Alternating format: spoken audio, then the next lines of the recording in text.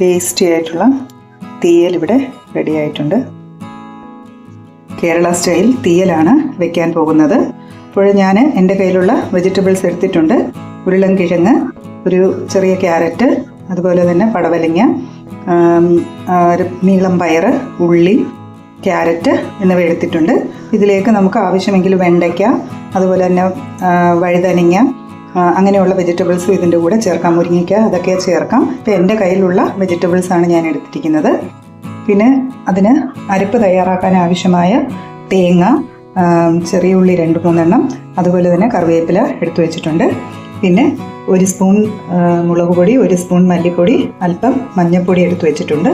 പിന്നെ നമുക്ക് വേണ്ടത് വറ്റൽമുളക്, കറിവേപ്പില എന്നിവയാണ്. അപ്പോൾ നമുക്ക് ഇതെങ്ങനെയാണ് വയ്ക്കുന്നതെന്ന് നോക്കാം. ഒരു മൺചട്ടി അടുപ്പത്ത് വെച്ച് ചൂടാവുമ്പോൾ അല്പം വെളിച്ചെണ്ണ ഒഴിച്ചു കൊടുത്തിട്ടുണ്ട്. എണ്ണ ചൂടായി വരുമ്പോൾ അതിലേക്ക് കടുകും 2 ഉലുവയും ഇട്ട് കൊടുത്തിട്ടുണ്ട്. കടുക് പൊട്ടി വരുമ്പോൾ അതിലേക്ക് കറിവേപ്പിലയും വറ്റൽമുളകും ഇട്ട് കൊടുക്കുന്നുണ്ട്. അതിലേക്ക് നമ്മൾ എടുത്തു വെച്ചിരുന്ന എല്ലാ വെജിറ്റബിൾസും ഇട്ട് കൊടുക്കുന്നുണ്ട്.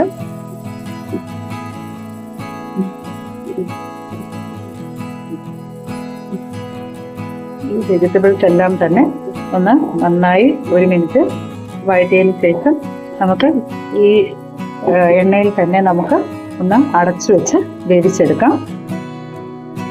ആ സമയം കൊണ്ട് നമുക്ക് ഇതിന് വേണ്ടുന്ന അരപ്പ് തയ്യാറാക്കാം.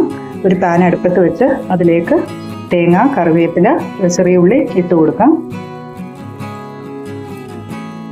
അത് ഒന്ന് നിറം മാറുന്നിടം വരെ നമുക്കൊന്ന് നന്നായി വറുത്തെടുക്കാം. ആ സമയത്ത് ഒരു നെല്ലിക്ക വലിപ്പത്തിലുള്ള പുളി വെള്ളത്തിലിട്ട് വയ്ക്കണം.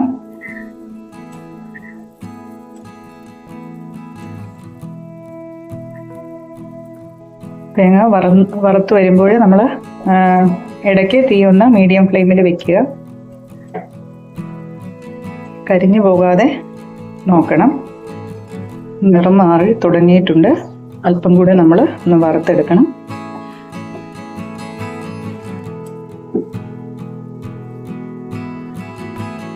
അത്യാവശ്യം നിറം മാറി വന്നിട്ടുണ്ട്. ഇനി നമുക്ക് അടുപ്പ് ഓഫ് ചെയ്യാം. എടുത്തു വച്ചിരിക്കുന്ന മല്ലിപ്പൊടി, മുളക് പൊടി, മഞ്ഞൾപ്പൊടി ഇതിലേക്ക് ഇട്ട് കൊടുക്കാം. ഈ ചൂടിൽ തന്നെ നന്നായി ഒന്ന് ഇളക്കി ഇതിൻ്റെ ഒന്ന് പച്ചമണം മാറുന്നിടം വരെ ഒന്ന് ഇളക്കി കൊടുക്കുക. ഇത് ആറിയതിന് ശേഷം മിക്സിയുടെ ജാറിലേക്ക് ഇട്ട് നന്നായി പേസ്റ്റ് പരുവത്തിൽ ഒന്ന് അരച്ചെടുക്കണം.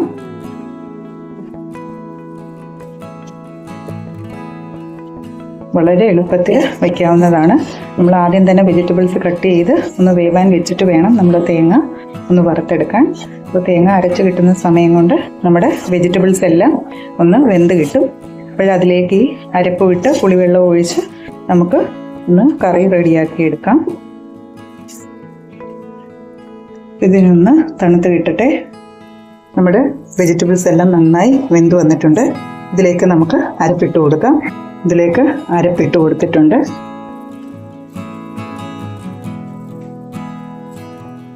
അതിലേക്ക് നമ്മൾ എടുത്തു വെച്ചിരിക്കുന്ന പുളിവെള്ളം കൂടെ ഒഴിച്ചു കൊടുക്കാം.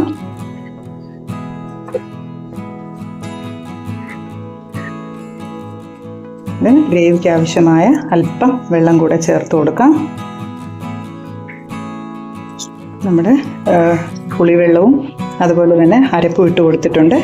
ഇനി ഇത് നന്നായി ഒന്ന് തിളച്ച് വരട്ടെ. നന്നായി എണ്ണ തെളിഞ്ഞ് വന്നിട്ടുണ്ട്.